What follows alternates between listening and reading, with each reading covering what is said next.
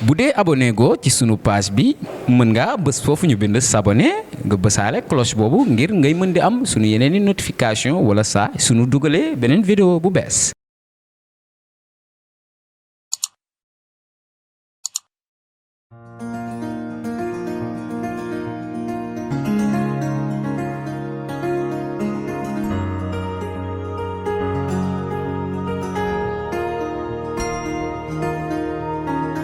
La Banque agricole, le différend qui nous oppose remonte à 2017.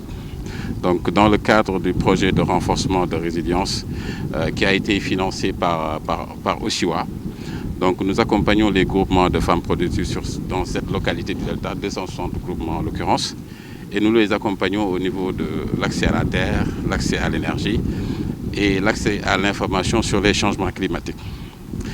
C'est à la suite de cela qu'au niveau de SIA Delta, nous avions pensé permettre à ces groupements de femmes productrices d'accéder un peu à un service de financement innovant. Et c'est à la suite de cela que nous avons créé AgriCash. Par le transfert d'argent, nous voulions que les fonds qui seraient générés par cette plateforme permettraient un peu de financer ces groupements de femmes. Et à la suite, après avoir créé cette plateforme en interne, nous avions acheté les noms de domaine au niveau avec LWS en France, agricash.com et agricash.org. Et nous avons aussi essayé de sensibiliser les femmes autour de cette plateforme. Mais comme la loi le stipule, donc il faudra que nous prenions contact avec une structure financière pour nous permettre de déployer cette plateforme. Donc naturellement, CNCA, ex-CNCA, actuelle Banque agricole, qui est dans la zone, nous avons approché la CNCA au niveau de Saint-Louis pour leur présenter le projet et chercher un peu un partenariat avec eux pour nous permettre de déployer cette plateforme. Nous avons échangé plusieurs mails et des réponses de mails nous disant effectivement c'est une initiative innovatrice et que la banque serait prête à accompagner cette initiative. Donc nous avons même d'ailleurs rencontré, je peux vous dire, le directeur général de la banque à Dakar, M. Malik Ndiaye, donc pour lui présenter un peu le projet. Malheureusement, il nous dit voilà, ils avaient fait une première expérience avec Wari qui n'était pas concluante. Eh bien, nous ont dit voilà, ils vont réfléchir pour voir est-ce qu'ils allaient revenir vers nous. Ben, nous ne sommes pas restés bras croisés. Nous sommes allés rencontrer, essayer de trouver d'autres institutions financières pour essayer de déployer notre plateforme. Moi-même qui vous parle, j'ai fait plusieurs voyages en France pour essayer de trouver des partenaires pour nous permettre un peu de déployer cette plateforme. Donc, à notre grande surprise, en 2020, le 15 février en l'occurrence, je pense plus précisément le 12 février 2020, la Banque agricole déploie la plateforme avec le même nom, AgriCash, et une grande partie de notre concept. Et nous avons naturellement saisi la banque, le directeur de la banque, pour lui dire écoutez, qu'est-ce qui se passe? Parce que nous avons présenté le projet. Pourquoi vous avez déployé la plateforme sans nous avertir? Ils ont cherché à nous rencontrer. Donc je pense que j'ai partagé le document aux différents journalistes présents. Ils nous ont demandé de nous rencontrer pour voir comment est-ce qu'on pourrait en discuter. Mais quand nous avons discuté en interne, on a été outrés un peu de l'attitude fautive de la banque.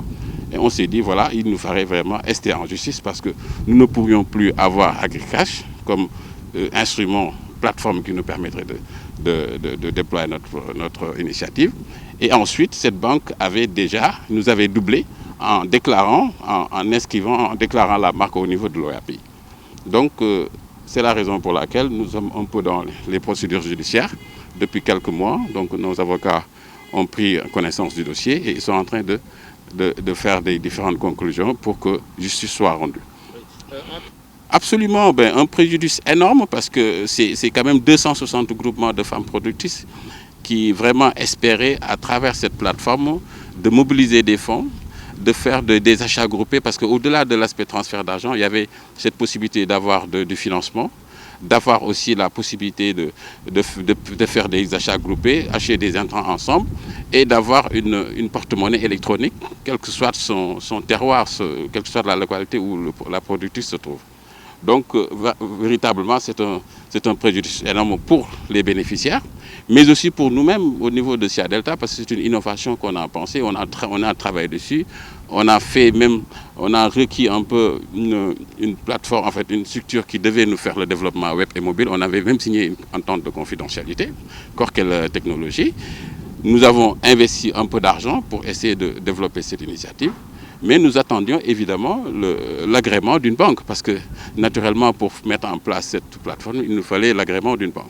Et bon, pensant peut-être que CNCA, l'actuelle banque agricole, était vraiment indiquée pour nous permettre de pouvoir déployer ce service, nous sommes naturellement allés vers eux pour discuter avec eux.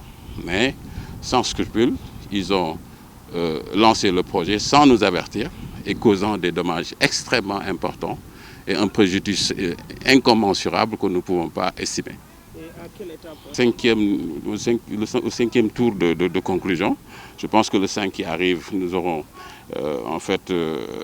les conclusions de la partie adverse, parce que, faute d'arguments.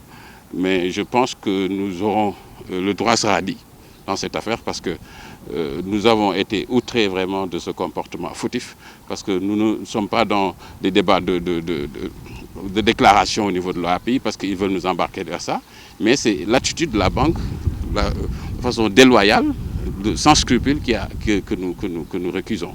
Et c'est pourquoi nous avons esté en justice.